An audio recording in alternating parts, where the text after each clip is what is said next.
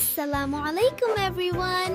Please make sure to like and subscribe for শাবান মাস শবে বরাত ও আমাদের বাড়াবাড়ি মাওলানা মুহাম্মদ সিরাজুম মুনির মাহে শাবান ফজিলত ও রোজার গুরুত্ব মাহে শাবান একটি অত্যন্ত বরকতময় মাস শাবান শব্দটি আরবি শাব ধাতু থেকে এসেছে যার অর্থ ছড়িয়ে পড়া বা বিস্তার লাভ করা যেহেতু এই মাসে রমজানুল মুবারকের জন্য কল্যাণ ও নেকি ব্যাপকভাবে ছড়িয়ে পড়ে তাই এই মাসের নাম রাখা হয়েছে শাবান উমদাতুল কারি ১১-১১৬ ফাইজুল কাদির ২-৩ থেকে রাসূলুল্লাহ সাল্লাল্লাহু আলাইহি ওয়াসাল্লাম এই মাসে অধিকাংশ সময়ে নফল রোজা রাখতেন হযরত আয়েশা রাদিয়াল্লাহু আনহা বলেন আমি কখনো দেখিনি যে রাসূলুল্লাহ সাল্লাল্লাহু আলাইহি ওয়াসাল্লাম রমজান ছাড়া অন্য কোনো মাস পুরোপুরি রোজা রেখেছেন তবে আমি এটাও দেখিনি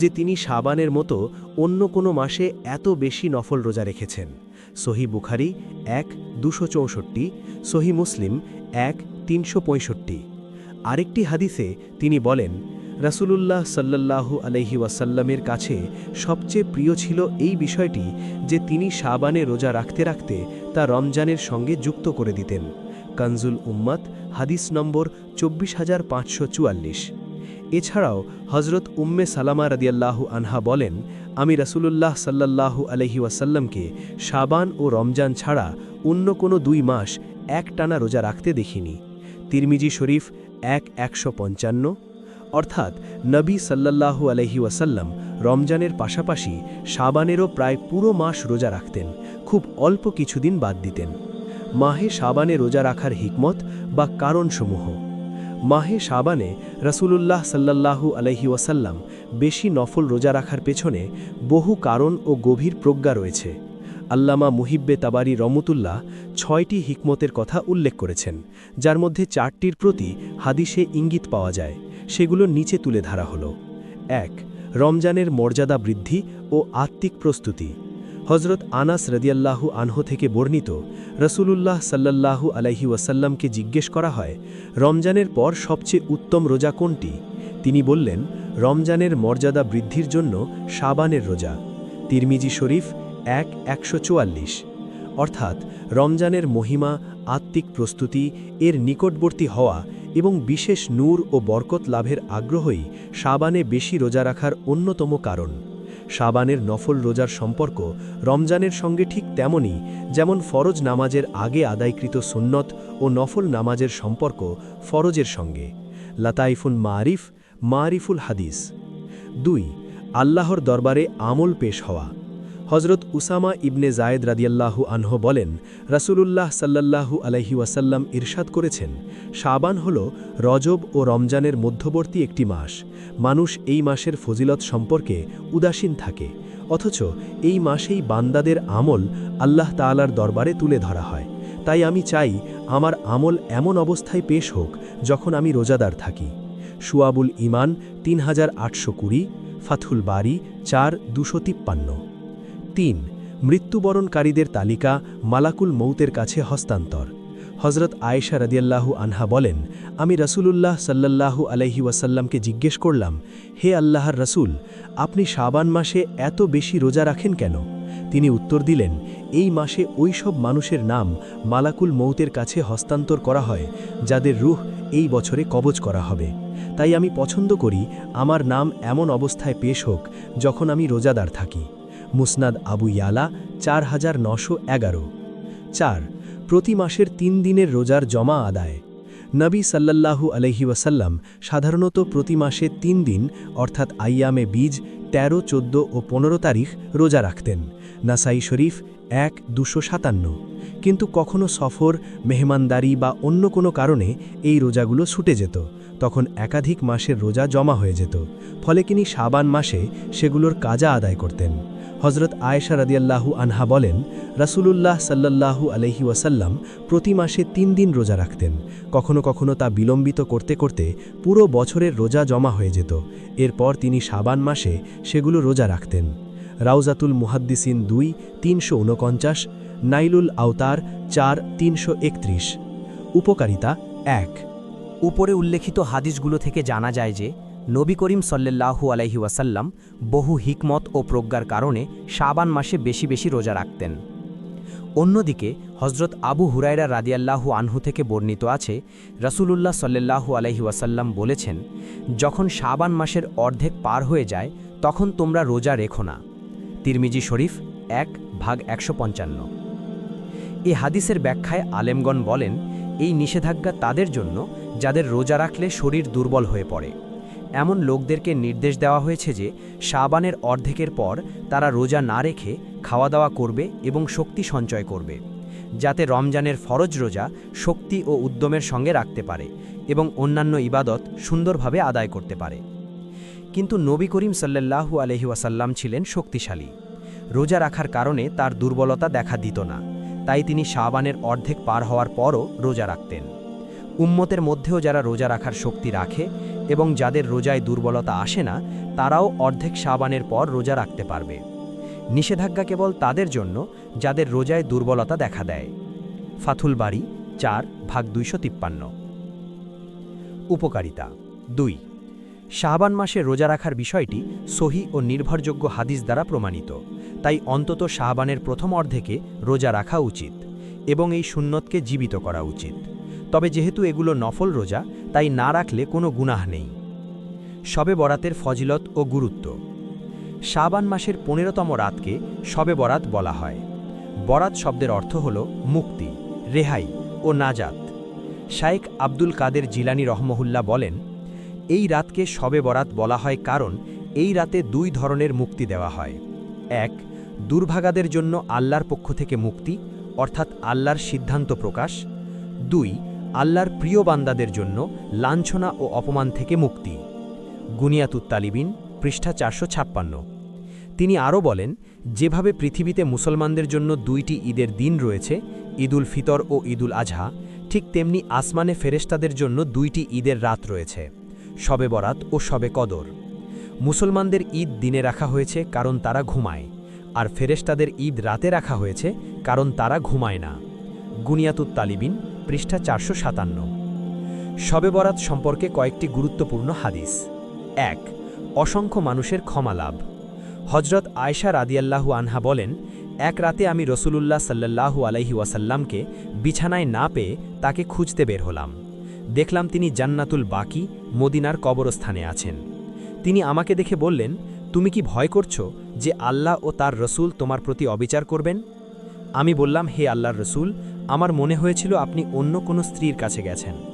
তখন তিনি বললেন, নিশ্চয়ই আল্লাহ তাআলা শাবান মাসের 15তম রাতে দুনিয়ার আসমানে অবতরণ করেন এবং বনু কালব গোত্রের বকরির পশমের সংখ্যার থেকেও বেশি মানুষকে ক্ষমা করে দেন। তিরমিজি শরীফ 1/155, ইবনে মাজা। 2. ফজর পর্যন্ত আল্লাহর আহ্বান। হজরত আলী রাদিয়াল্লাহু আনহু থেকে বর্ণিত আছে, রসুলুল্লাহ সাল্লাল্লাহু আলাইহি ওয়াসাল্লাম বলেছেন, যখন শাবান মাসের অর্ধেক পার হয়ে যায় তখন তোমরা সেই রাতে ইবাদতে দাঁড়াও এবং পরের দিন রোজা রাখো, কারণ এই রাতে আল্লাহ তাআলা সূর্যাস্ত থেকে ফজর পর্যন্ত দুনিয়ার নিকটবর্তী আসমানে অবতরণ করেন এবং বলতে থাকেন, আছে কি কেউ ক্ষমা প্রার্থনাকারী যাকে আমি ক্ষমা করব? আছে কি কেউ রিজিক প্রার্থনাকারী যাকে আমি রিজিক দেব? আছে কি কেউ বিপদগ্রস্ত বা রোগাক্রান্ত যাকে আমি সুস্থতা দান করব? এই আহ্বান চলতেই থাকে ফজর পর্যন্ত। ইবনে মাজাহ, শোয়াবুল ইমান। 3. যাদের ক্ষমা করা হয় না। হজরত আবু মুসা আশআরী রাদিয়াল্লাহু আনহু থেকে বর্ণিত, রাসূলুল্লাহ সাল্লাল্লাহু আলাইহি ওয়াসাল্লাম বলেন, আল্লাহ তাআলা শাবানের 15তম রাতে তার সৃষ্টির দিকে দৃষ্টি দেন এবং সবাইকে ক্ষমা করে দেন, শুধু 2 শ্রেণীর মানুষ ছাড়া। 1. মুশরিক। 2. যে অন্তরে হিংসা ও শত্রুতা পোষণ করে। ইবনে মাজাহ, শোয়াবুল ইমান। গুরুত্বপূর্ণ কথা, মুশাহিন বলতে এমন ব্যক্তিকেও বোঝানো হয়েছে যে মুসলমানদের মূল জামাত থেকে আলাদা পথ অবলম্বন করে। বিভিন্ন হাদিসে আরও যাদের ক্ষমা হয় না তাদের কথাও এসেছে। সব মিলিয়ে এই বরকতময় রাতে 14 শ্রেণীর মানুষ ক্ষমা থেকে বঞ্চিত থাকে। 1. মুশরিক। 2. অকারণে কারো প্রতি শত্রুতা পোষণকারী। 3. মুসলিম জামাত থেকে বিচ্ছিন্ন ব্যক্তি। 4. ব্যভিচারী পুরুষ ও নারী। 5. আত্মীয়তার সম্পর্ক ছিন্নকারী। 6. টাকনুর নিচে কাপড় ঝুলিয়ে রাখা ব্যক্তি 6 টাকনুর নিচে কাপড় ঝুলিয়ে রাখা ব্যক্তি 5 পিতামাতার অবাধ্য 6 মদ বা নেশাদ্রব্যে আসক্ত 8 খুনি 9 জুলুম করে কর আদায়কারী 10 জাদুকর 11 হাতের রেখা দেখে ভাগ্য বলার লোক 12 তারকা বা ভাগ্য গণনার মাধ্যমে ভবিষ্যৎ বলার লোক 13 বাদ্যযন্ত্র বাজানো ও এতে আসক্ত ব্যক্তি। অতএব এই সকল ব্যক্তির উচিত নিজ নিজ অবস্থা সংশোধন করা এবং আল্লাহর কাছে খাঁটি তওবা করা। 4 5টি রাতে দোয়া প্রত্যাখ্যাত হয় না। হজরত আবদুল্লাহ ইবনে ওমর রদিয়াল্লাহু আনহুমা বলেন 5টি রাতে দোয়া প্রত্যাখ্যাত হয় না, অর্থাৎ অবশ্যই কবুল হয়। 1 জুমার রাত, 2 রজব মাসের প্রথম রাত, 3 শাবান মাসের 15তম রাত, 4 ঈদুল ফিতিরের রাত, 5 ঈদুল আজহার রাত। শুআবুল ঈমান 3/342। শবে বরাতে কি করা উচিত? উপরের হাদিসগুলো থেকে বোঝা যায় যে শবে বরাত একটি অত্যন্ত বরকতময় ও মর্যাদাপূর্ণ রাত। যদিও শবে বরাত সম্পর্কে যে হাদিসগুলো বর্ণিত হয়েছে সেগুলো বেশিরভাগই সনদের দিক থেকে দুর্বল, তবে এসব হাদিস বহু সাহাবী যেমন আবু বকর সিদ্দিক, আলী ইবনে আবি তালিব, মুআজ ইবনে জাবাল, আবু মুসা আশআরি, আবদুল্লাহ ইবনে আমর, আবু সাআলাবা খুশানি, ওসমান ইবনেল আবিল আস, আয়েশা রদিয়াল্লাহু আনহুম প্রমুখ থেকে বিভিন্ন সূত্রে বর্ণিত হওয়ায় এগুলো একত্রে অন্তত হাসান লি গৈরিহি পর্যায়ে পৌঁছে যায়। এই কারণেই অনেক বড় মুহাদ্দিস বলেছেন শবে বরাতের ফজিলতের একটি মূল ভিত্তি অবশ্যই রয়েছে। প্রখ্যাত আলেম আল্লামা আব্দুর রহমান মুবারকপুরি রহিমাহুল্লাহ বলেন, শাবান মাসের 15তম রাতের ফজিলত সম্পর্কে বহু হাদিস বর্ণিত হয়েছে। এসব হাদিস একত্রে প্রমাণ করে যে এই রাতের ফজিলতের একটি মূল ভিত্তি আছে। তিনি আরও বলেন, এইসব হাদিস সম্মিলিতভাবে তাদের বক্তব্যের প্রতিবাদ করে যারা বলে শাবানের 15তম রাতের কোনো ফজিলত প্রমাণিত নয়। তুহফাতুল আহওয়াজি 3/365। এই কারণেই মুসলিম বিশ্বের ধর্মপ্রাণ মানুষেরা সব যুগেই এই রাতে ইবাদত, দোয়া ও ইস্তেগফারের বিশেষ ব্যবস্থা করে আসছেন। এখন সংক্ষেপে বলা হচ্ছে এই রাতে কি করা উচিত এবং কি করা উচিত নয়। শবে বরাতে ইবাদত করা, এক্ষেত্রে কয়েকটি বিষয় খেয়াল রাখা জরুরি। ক নফল ইবাদত একাকী ও ঘরে আদায় করাই উত্তম। তোমাদের নামাজের কিছু অংশ ঘরে আদায় করো, ঘরকে কবরস্থান বানিও না। বুখারী। খ এই রাতে এবং শবে কদরেও ইবাদতের কোনো নির্দিষ্ট পদ্ধতি নেই। কোরআন তেলাওয়াত, জিকির, নফল নামাজ, সালাতুত তাসবিহ, যে কোনো নফল ইবাদত করা যায়। গ নিজের শক্তি ও সামর্থ্য অনুযায়ী ইবাদত করা উচিত। এমনভাবে রাত জাগা ঠিক নয় যাতে অসুস্থ হয়ে পড়তে হয়। ঘ সারা বছর ফরজ নামাজের প্রতি যত্নবান হতে হবে। শুধু শবে বরাতে নফল ইবাদত করেই নিজেকে জান্নাতের যোগ্য মনে করা ভুল ধারণা। কেউ কেউ বলে এই রাতে বিশেষ নিয়মে 2 রাকাত নামাজ পড়লে সব কাজা নামাজ মাফ হয়ে যায়। এ কথা সম্পূর্ণ ভিত্তিহীন। শবে বরাতে অহেতুক আড্ডা দেওয়া, রাস্তাঘাটে ঘোরা, চৌরাস্তা বা হোটেলে সময় নষ্ট করা একেবারেই অর্থহীন, বরং এতে নেকি নষ্ট হয়ে গুনাহ হওয়ার আশঙ্কা থাকে। 2 কবরস্থানে যাওয়ার বিষয়ে হাদিসে এসেছে যে রাসূলুল্লাহ সাল্লাল্লাহু আলাইহি ওয়াসাল্লাম এই রাতে কবরস্থানে গিয়েছিলেন, তবে খেয়াল রাখতে হবে তিনি অত্যন্ত গোপনে গিয়েছিলেন। এমনকি হজরত আয়েশা রদিয়াল্লাহু আনহাকেও জানাননি এবং কোনো সাহাবীকেও সঙ্গে নেননি। পরে তিনি কাউকে এই আমলের প্রতি উৎসাহও দেননি। অতএব শবে বরাতে দল বেঁধে কবরস্থানে যাওয়া, এটিকে আবশ্যক মনে করা বা বিশেষ আলোকসজ্জা করা এসব দিনের মধ্যে বাড়াবাড়ি। যদি কেউ যায় তবে কোনো আয়োজন ও বাধ্যবাধকতা ছাড়া যাবে। 3 শাবানের 15 তারিখে রোজা রাখা। হজরত আলী রদিয়াল্লাহু আনহুর একটি হাদিস অনুসারে উম্মতের মধ্যে শাবানের 15 তারিখে রোজা রাখার প্রচলন রয়েছে। যদিও মুহাদ্দিসদের মতে এই হাদিসটি দুর্বল, তবে এটিকে জাল বা মৌজু বলা সঠিক নয়। কারণ শুধু কোনো বর্ণনাকারীর বিরুদ্ধে জাল হাদিস বানানোর অভিযোগ থাকলেই সংশ্লিষ্ট হাদিস জাল প্রমাণিত হয় না। ইবনে মাজা শরীফে যেসব জাল হাদিস চিহ্নিত করা হয়েছে সেখানে এই হাদিসটি নেই। মুহাদ্দিসদের সর্বসম্মত নীতি হল ফজিলতের ক্ষেত্রে দুর্বল হাদিসের উপর আমল করা যায়। ইমাম আহমদ, ইবনে মাহদি ও ইবনে মুবারক রাহিমাহুল্লাহ বলেন, হালাল হারামের ক্ষেত্রে আমরা কঠোরতা অবলম্বন করি আর ফজিলতের ক্ষেত্রে শিথিলতা অবলম্বন করি। আল্লামা সুয়ুতি রাহিমাহুল্লাহ বলেন, ফজিলতের বিষয়ে দুর্বল হাদিস বর্ণনা করা এবং তার ওপর আমল করা বৈধ, যতক্ষণ না তা জাল হয়। শবে বরাতের কুসংস্কারসমূহ। উপরে যে 3টি আমলের কথা বলা হয়েছে সেগুলোই শবে বরাতের সঙ্গে সম্পর্কিত। এছাড়া বাকি সব কাজই সুন্নতের খেলাফ, বিদআত, কুসংস্কার ও ভিত্তিহীন, যেগুলোর ইসলামী শরীয়তে কোনো স্থান নেই। যেমন 1. আতশবাজি ফোটানো।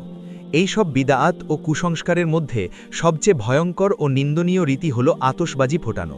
এটি অগ্নিপূজক ও কাফের মুশরিকদের অনুকরণ।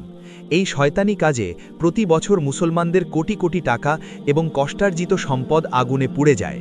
বড় আড়ম্বরের সঙ্গে আগুনের এই খেলা হয়, যেন আমরা আল্লাহ তাআলার দরবারে ইবাদত, তওবা ও ক্ষমা প্রার্থনার বদলে পটকা আর আগুন উপহার দিচ্ছি। জেনে রাখা দরকার, আতশবাজির এই জঘন্য রীতির মধ্যে 3টি বড় গুনাহ একসঙ্গে রয়েছে। ক. অপচয় ও অযথা খরচ। কোরআনে আল্লাহ তাআলা অযথা খরচকারীদেরকে শয়তানের ভাই বলেছেন। আল্লাহ বলেন, নিশ্চয়ই অপচয়কারীরা শয়তানের ভাই। সূরা বনী ইসরাইল। খ. কাফের ও মুশরিকদের অনুকরণ। নবী সাল্লাল্লাহু আলাইহি ওয়াসাল্লাম কঠোরভাবে কাফের, মুশরিক, ইহুদি ও খ্রিস্টানদের অনুকরণ করতে নিষেধ করেছেন। হজরত আবদুল্লাহ ইবনে ওমর রদিয়াল্লাহু আনহু থেকে বর্ণিত, রাসূলুল্লাহ সাল্লাল্লাহু আলাইহি ওয়াসাল্লাম বলেছেন, যে ব্যক্তি কোনো জাতির অনুকরণ করে সে তাদেরই অন্তর্ভুক্ত। মিশকাত শরীফ।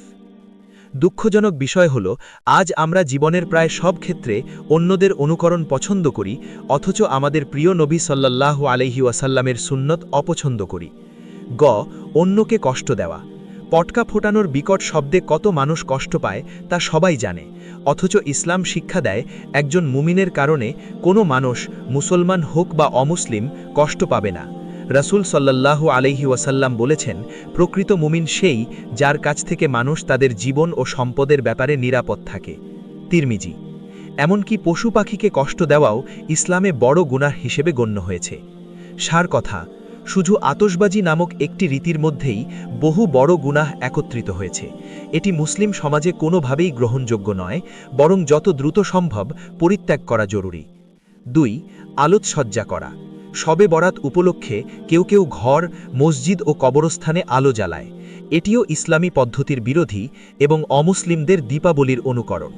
আল্লামা বদরুদ্দিন আইনি রাহিমাহুল্লাহ লিখেছেন, এই আলোকসজ্জার রীতির সূচনা করেছিলেন ইয়াহিয়া ইবনে খালিদ বারমাকি, যিনি মূলত অগ্নিপূজক ছিলেন। ইসলাম গ্রহণের পর তিনি এই আলো ও আগুনের রীতিও সঙ্গে নিয়ে আসেন, যা পরে মুসলিম সমাজে ঢুকে পড়ে এবং একসময় ধর্মীয় রূপ দেওয়া হয়। 3. হালুয়া রান্না করা। শবে বরাতে হালুয়া রান্না করারও কোনো ভিত্তি নেই। কোরআন, হাদিস, সাহাবা, তাবেঈন বা আলেমদের জীবনে এর কোনো প্রমাণ পাওয়া যায় না। কেউ কেউ বলে, নবীর দাঁত শহীদ হওয়ার পর তিনি হালুয়া খেয়েছিলেন। এটি সম্পূর্ণ বানানো কথা। নবীর দাঁত উহুদ যুদ্ধে শহীদ হয়েছিল, যা শাওয়াল মাসে সংঘটিত হয়েছিল, আর হালুয়া রান্না করা হয় শাবান মাসে। 10 মাসের ব্যবধান, কতই না ভিত্তিহীন কথা। 4. ঘর লেপা পোছা, নতুন কাপড় পরা ও আগরবাতি জ্বালানো। অনেকে শবে বরাতে ঘর রং করা, নতুন কাপড় পরা ও আগরবাতি জ্বালায়, এই বিশ্বাসে যে এই রাতে মৃতদের রূহ ঘরে আসে। এই বিশ্বাস সম্পূর্ণ ভ্রান্ত ও অগ্রহণযোগ্য। ইসলামে এর কোনো অনুমতি নেই। 5. মুসুরের ডাল রান্না করা। এটিও একটি ভিত্তিহীন ও হাস্যকর রীতি। এই সব কাজই কুসংস্কার ও ভিত্তিহীন, যার সঙ্গে ইসলামের কোনো সম্পর্ক নেই। আমাদের সফলতা কেবল নবী সাল্লাল্লাহু আলাইহি ওয়াসাল্লামের অনুসরণেই নিহিত। রাসূল সাল্লাল্লাহু আলাইহি ওয়াসাল্লাম বলেছেন, আমার উম্মতের সবাই জান্নাতে প্রবেশ করবে, শুধু সে ব্যতীত যে অস্বীকার করবে। সাহাবারা জিজ্ঞেস করলেন, কে অস্বীকার করবে হে রাসূল?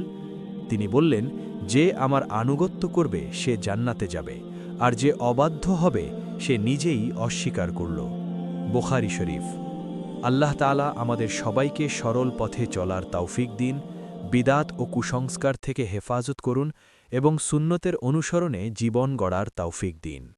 আমিন সুম্মা আমিন। Hi friends, please like this video and subscribe to our channel. Thank you.